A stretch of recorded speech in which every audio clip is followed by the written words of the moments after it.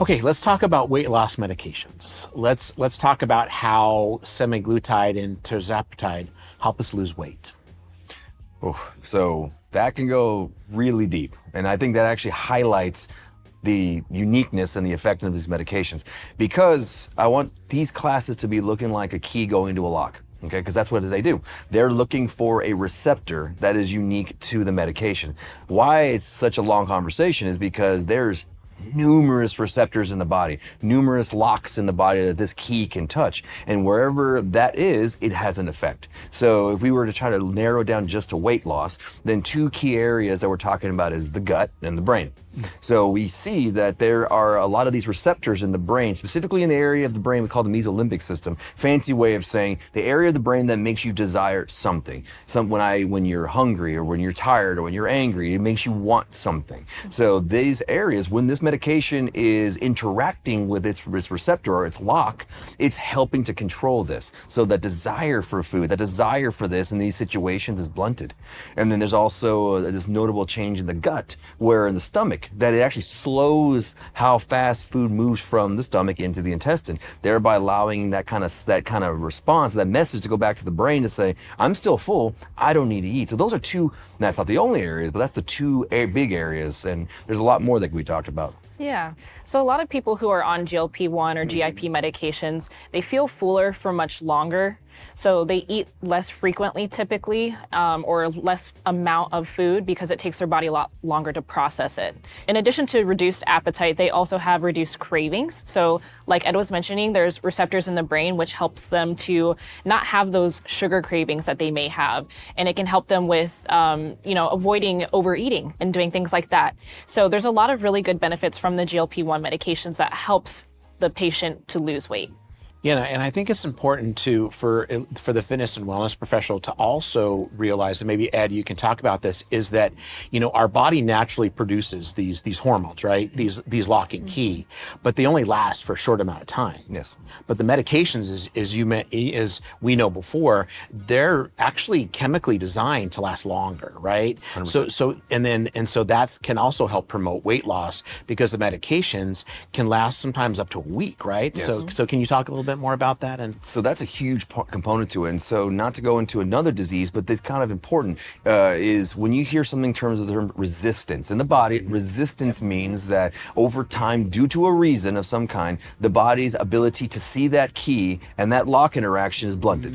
And we do see that in patients who are suffering from obesity, they have a little bit of incretin resistance, which is what these medications are. So by us giving it exogenously, meaning that we are giving more than what the body can produce many times over, it's overwhelming that resistance. So it's allowing the body to finally respond the way it should. Whereas if it was purely relying on what it can make in these kind of disease states, they make less, and the less they are making is having a less response. So they're not getting the benefits that they should even from their own body. Yeah. So that's where this drastically improves. And over time, as they improve in terms of weight reduction and decrease of inflammation, that actually begins to also get better. So it's kind of in tandem. Nowhere near to the level that the medication's doing, but we see improvement. Now, Marissa, as far as them helping out, with this, can you talk a little bit about how long is their effectiveness? How long are they in the body? And we call that half-life and more the medical terminology, but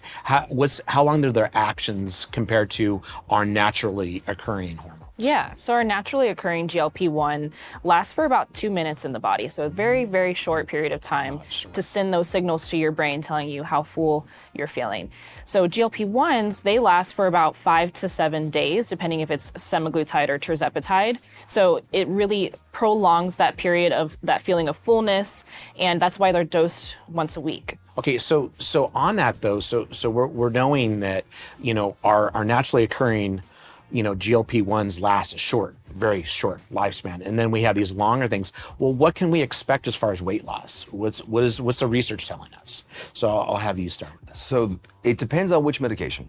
And so if we're talking about semaglutide, on average, over length of time, because the trials were 72 weeks, if I'm not mistaken, and some other ones were a little shorter, you can average about 15% with a little bit of variation, which is very, very good. We hear more about tirzepatide a little bit more because it kind of pushed that number a little bit farther. We got into more into the 20%.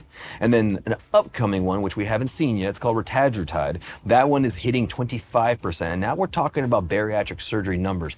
But it cannot be overstated that in each of these situations, it was not just the medication doing the job. And Marissa can speak a lot more about that one. Yeah, these medications were studied in conjunction with lifestyle modifications. So with exercise, with reduced calorie intake, these things are important to add to that weight loss component.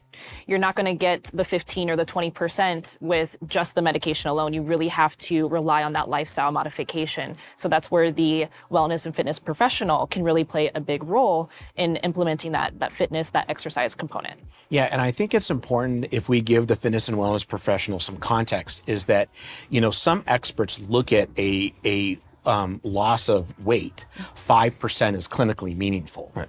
We're up to the 15 and 20%. I mean, for some individuals, this is a true game changer. 100%. I mean, so I think the future is exciting. But again, as you mentioned, Marissa, it's really grounded in that lifestyle modification, right? The client has to own it. They have to be able to, take care of themselves through diet, exercise, good behavioral strategies, and also that social support, Yeah. There's a component to this that weight loss of in itself is not always good if it doesn't come with increasing of the functional capacity, the overall feeling of health, well-being, improvement to the patient, improvement to the client. And what I emphasize that is, while we're really highlighting how this suppresses appetite, we have to make sure that we're not suppressing the necessity of certain foods, certain components, certain macros that are essential to optimizing fitness, optimizing health, be able to actually show the benefits of not just an arbitrary number, but of an overall benefit to a person's health and well-being. So definitely the fitness and wellness professional should consider that this is multifactorial. It's not just something simple. It's not like, I'm just going to take the medication, I'm just going to lose weight. It has to be grounded in other behavior modifications, other best practices and stuff. So, good.